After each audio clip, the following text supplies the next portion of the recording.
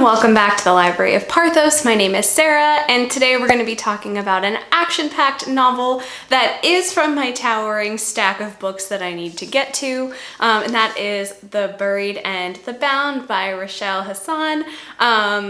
I really enjoyed this book. It is the first in a trilogy, I believe, and I don't know that there are any release dates for the second book yet, but I did see that this is book one in a trilogy, which is good because there were a lot of things that were unresolved at the end of the story. But anyway, let's go ahead and get into a very short summary of the story without any spoilers, and then I'll get into some of the spoilers and my thoughts on the book. So this is the story of really three different characters from all of their points of view. First we have Aziza. She is a hedge witch in Blackthorn, Massachusetts.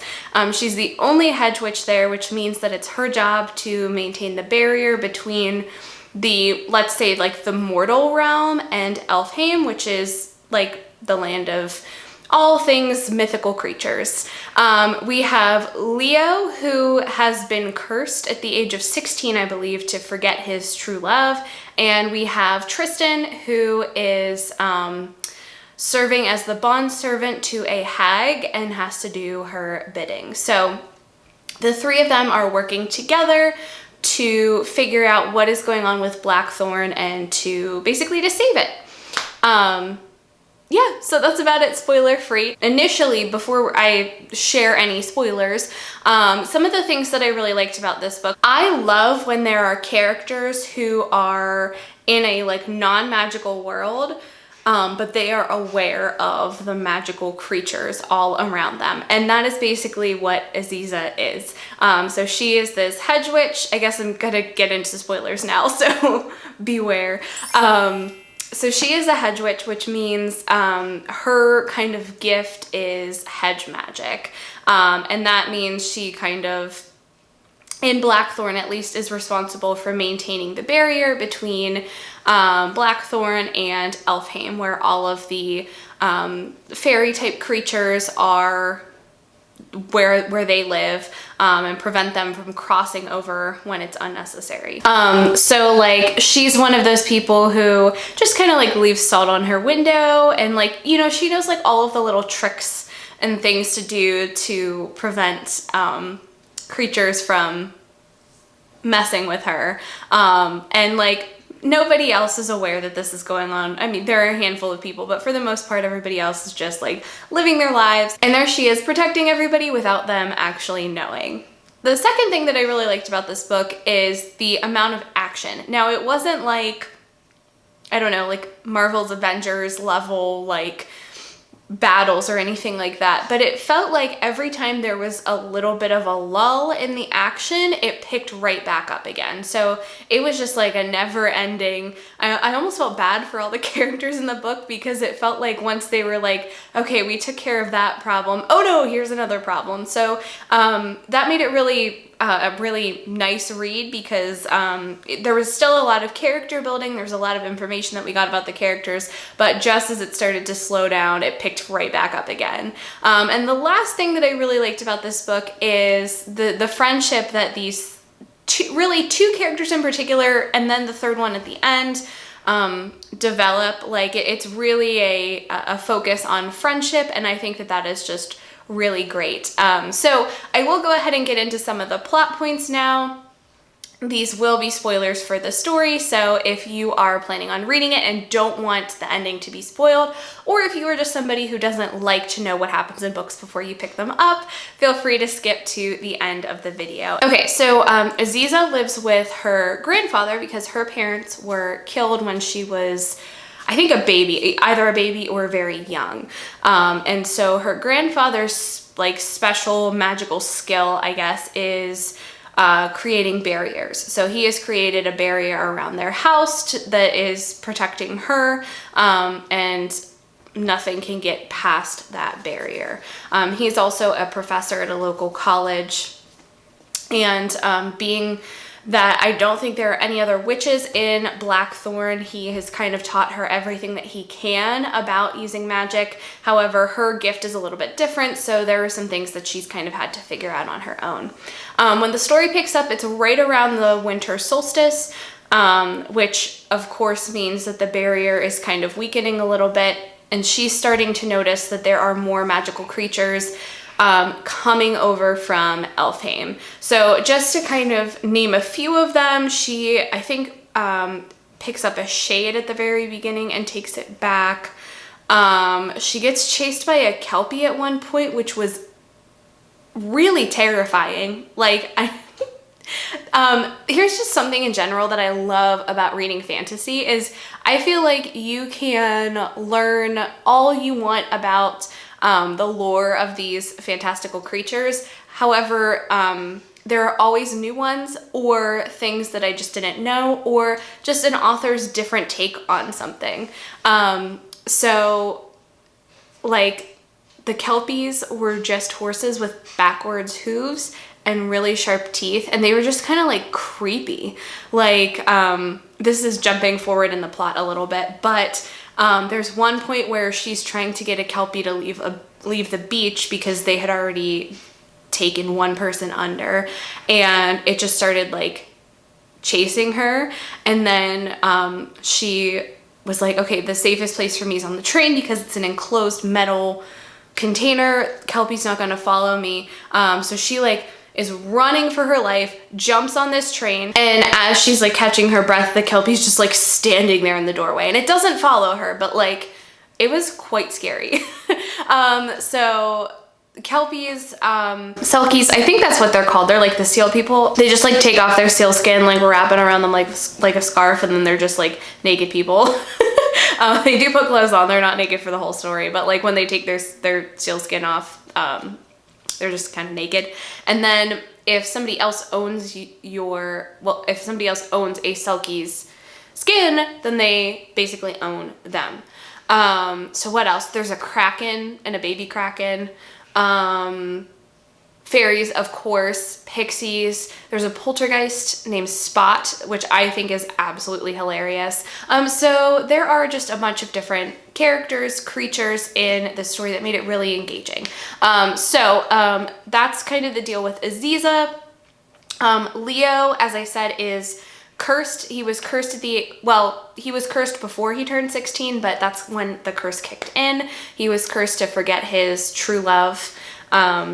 And basically, people around him may know who it is, or they have a guess. But anytime they try to tell him something about it, he just like, he can't understand what they're saying. He can't read anything that he wrote. And if he starts to remember any details, he gets a headache, and the curse kind of kicks in and like basically resets him so that he forgets whatever it was he remembered. Not all of his family is cursed, but his parents are cursed. So his mom, every time she speaks, frogs come out of her mouth, and his dad is followed around by the poltergeist Spot, who just really inconveniences their lives. His younger sister Hazel has not been cursed, and so since turning 16, Leo was then he wasn't expelled. He lost his scholarship for the school that he was going to. And since that time has just kind of been looking for ways to break the curse. So he's kind of tried every avenue. He and Aziza end up meeting on the winter solstice because there are these giant hounds that start attacking the festival that they're at, and they both manage to get away, and they kind of help each other out. So he asks for her help. And one of the things that she says is the curse can only be broken by the fairy or it's most likely a fairy, the fairy who placed the curse on them. So that is Leo's kind of goal. So he starts helping Aziza check out the barrier, make sure everything is either sealed up the way it needs to be or helping her get those creatures back. And also trying to figure out how he's gonna break this curse. And then Tristan, oddly enough, is Leo's true love. We find that out like halfway through the book, maybe 3/4 of the way through. So he was also, no, he wasn't, I'm sorry, he wasn't kicked out of school. So his parents kicked him out. He left high school, basically became homeless, and was wandering through like a park when a hag said like, hey, I'll make you a deal. I'll owe you one favor if you'll become my bondservant. And he was like, okay, I want you to break this curse and I'll do whatever you want, which ended up being 10 years of service. And basically a hag is a witch who has done like a lot of dark magic to try to elongate her life. So she's like tied to this gross tree, and she needs Tristan to like bring her victims so that she can get fresh blood. So she gives him the gifts of a necromancer, and he's able to summon these, like, I think they're called bleak hounds, that are able to hunt for her. So those are the hounds that are attacking the festival when when Leo and Aziza first meet. I do have to say, when I started reading this book, a hag didn't seem like that big of a deal. Like, I was like, oh, okay, it's just like a gross old witch. She's kind of the main antagonist of the story. So because she is extremely powerful, like she's able to take magic from other beings, she has kind of created her own like little pocket dimension, basically, that is interrupting the barrier between Blackthorn and Elphame. So that is why all of these creatures are just coming through, because the hag's territory has kind of disrupted that. So between talking to Aziza's grandfather and also the librarian Meryl, who happens to be a Selkie as well, I think I'm saying that right. I can't remember, and I couldn't find it in the book. Her seal skin has been taken from her, so there's not a whole lot that she can do. She's kind of under somebody else's control. However, she is able to enlist her family's help with a couple of the tasks that Aziza, Tristan, and Leo need to complete. But they realize that they need to defeat the hag to fix the barrier. And actually, the hag was supposed to be asleep. So 20-ish years prior, maybe like 15 years prior, something like that, a group of witches and other beings, or other like magical type beings that were in the mortal world, worked together to try to lock up the hag. And two of those people were Aziza's parents, who ended up dying while they were locking her up. They were successful though. Somehow over the years, the hag woke up, and so now they either need to lock her back down or they do need to kill her. Now here's where things get a little bit crazy in this story.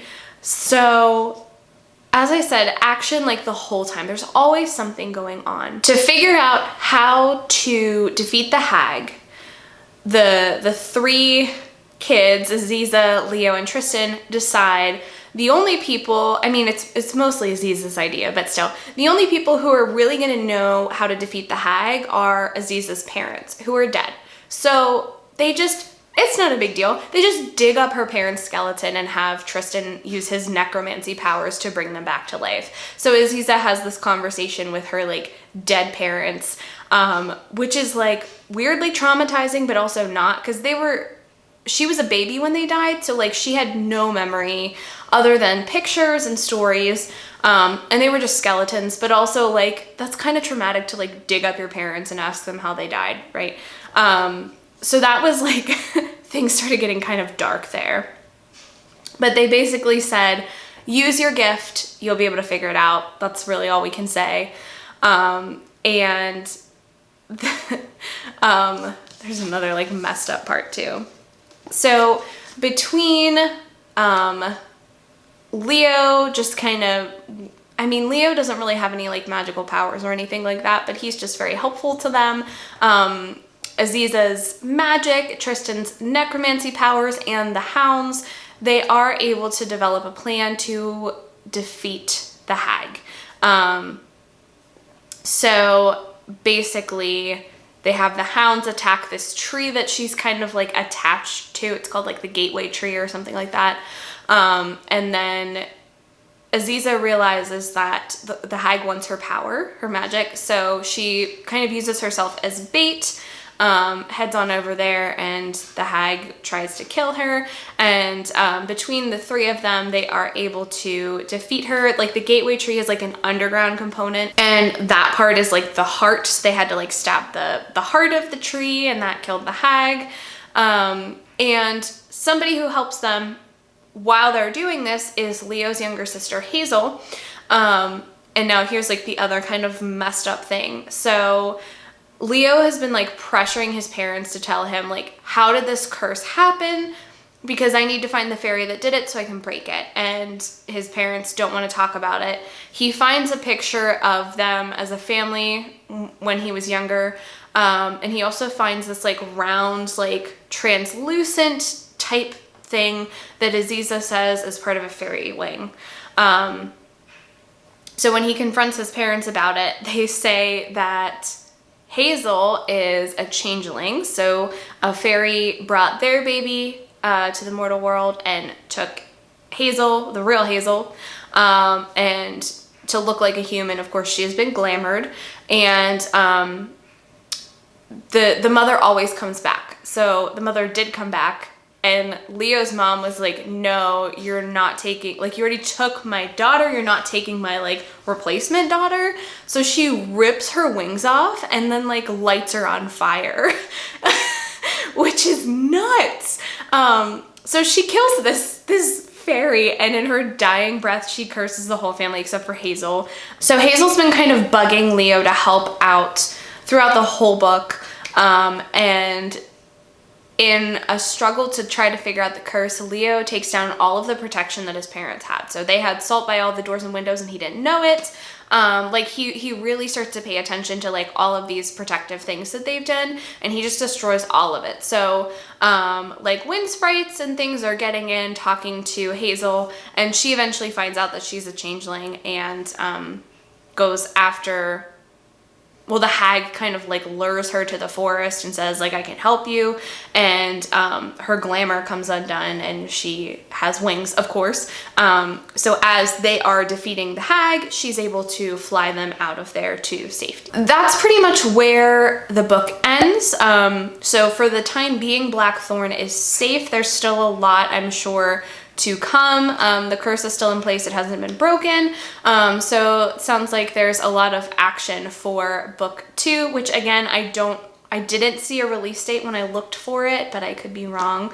So yeah, it was a wild ride, especially toward the end when we found out about Leo's mom burning that fairy and ripping off her wings. And when Aziza like resurrected her parents' skeletons to talk to them, like things certainly got dark. But it was fun. It was a fun read. So if you've read it or if you plan on reading it, I'd love to hear your thoughts. As always, thank you so much for watching this video. Please don't forget to like and subscribe, and I'll see you guys soon. Bye.